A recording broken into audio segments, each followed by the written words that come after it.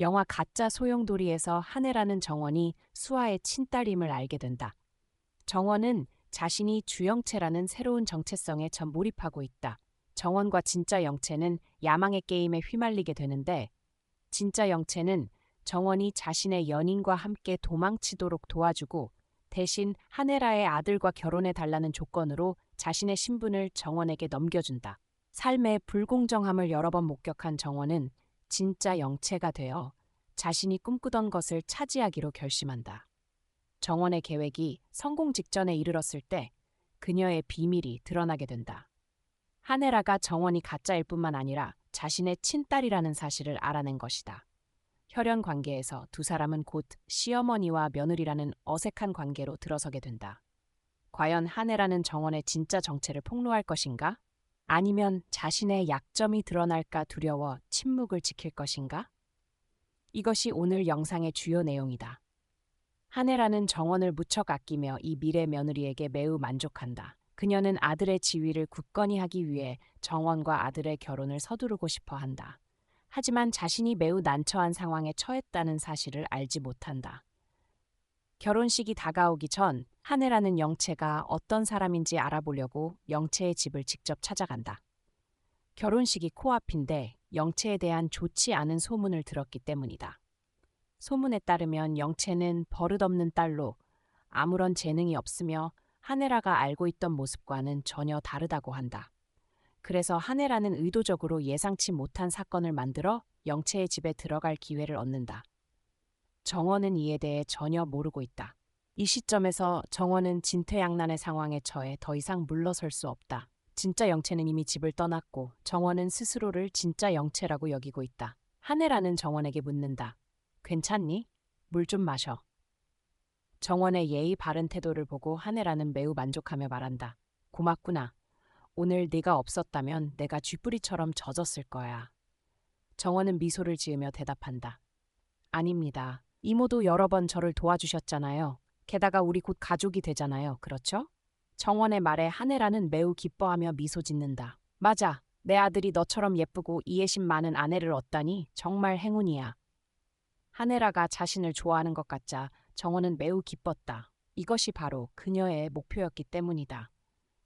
바로 그때 밖에서 초인종 소리가 울린다. 배달원이 온 것이다. 영채가 이사간 사실을 잊은 채 무언가를 주문했던 모양이다. 정원은 비밀이 드러날까봐 걱정하며 밖으로 나가 물건을 받는다.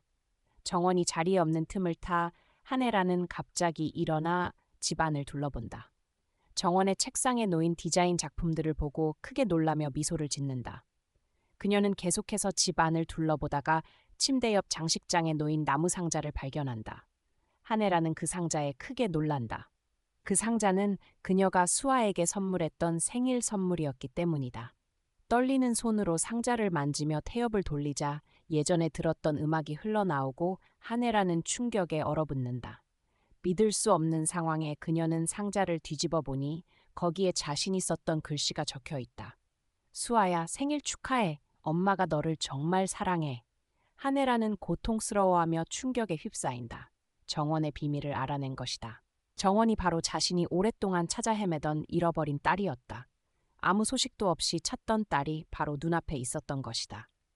음악 소리를 듣고 정원은 비밀이 드러날까 두려워 급히 달려와 상자를 낚아채 음악을 끈다. 한혜라의 태도를 보고 정원은 걱정하며 말한다. 왜 제 물건을 만지셨어요? 한혜라는 그제야 정신을 차리며 눈물을 닦고 말한다. 아, 이 상자가 너무 예뻐서 옛날 일이 떠올랐어. 영채야, 이 상자는 내 거니? 영채는 고개를 끄덕이며 말한다. 네, 엄마가 제게 선물해준 생일 선물이에요. 정원의 대답에 한혜라는 놀라며 말한다. 내 엄마라니 공난숙을 말하는 거니? 정원은 당황하며 대답한다. 네, 다른 엄마가 있겠어요? 정원의 대답에 한혜라는 크게 혼란스러워한다. 도대체 무슨 일이 일어나고 있는지 이해할 수 없었다.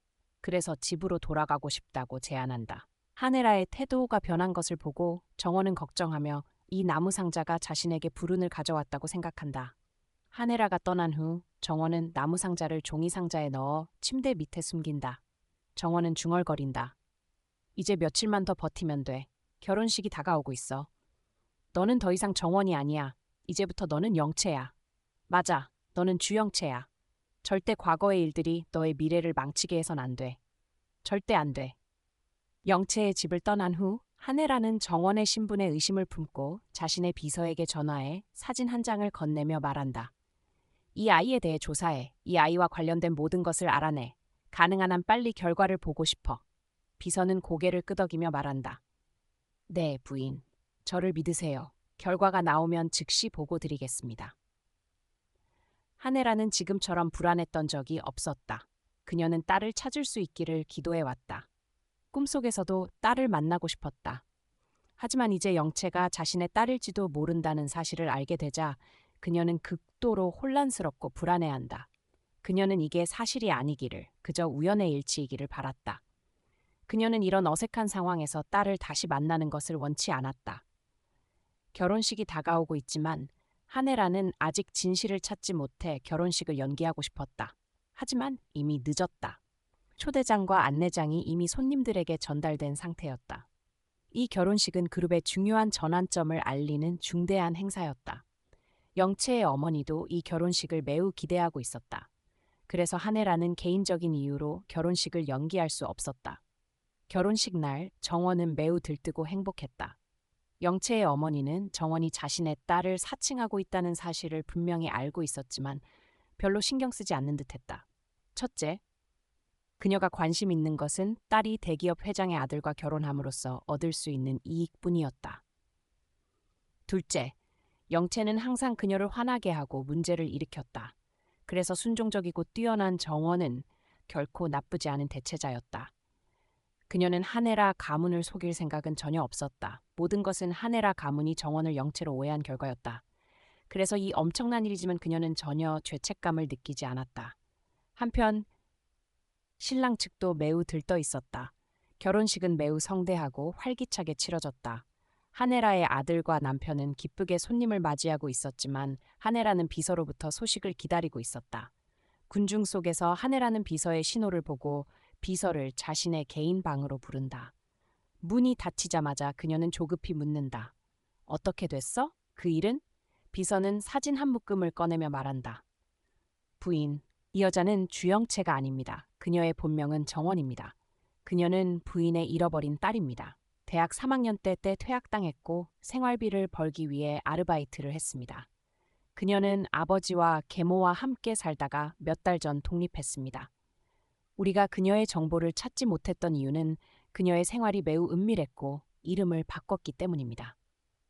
한혜라는 충격에 말을 잃고 서 있을 힘조차 잃는다. 그녀는 중얼거린다. 말도 안 돼. 왜 이런 일이? 이런 터무니없는 일이 어떻게? 비서는 또 다른 사진을 꺼내며 말한다. 이 여자가 진짜 주영채입니다. 그녀는 정원의 고등학교 동창입니다. 그녀는 남자친구와 함께 도망쳤습니다. 아마 그래서 정원이 영채로 변신한 것 같습니다. 이 엄청난 비밀을 알게 된 한혜라는 결혼식을 취소하려 할 것인가? 만약 정원이 정말로 한혜라 가문에 들어가게 된다면 친어머니가 시어머니가 되는 상황에서 어떤 일이 벌어질 것인가? 이에 대한 이야기는 다음 영상에서 밝히겠습니다. 안녕하세요.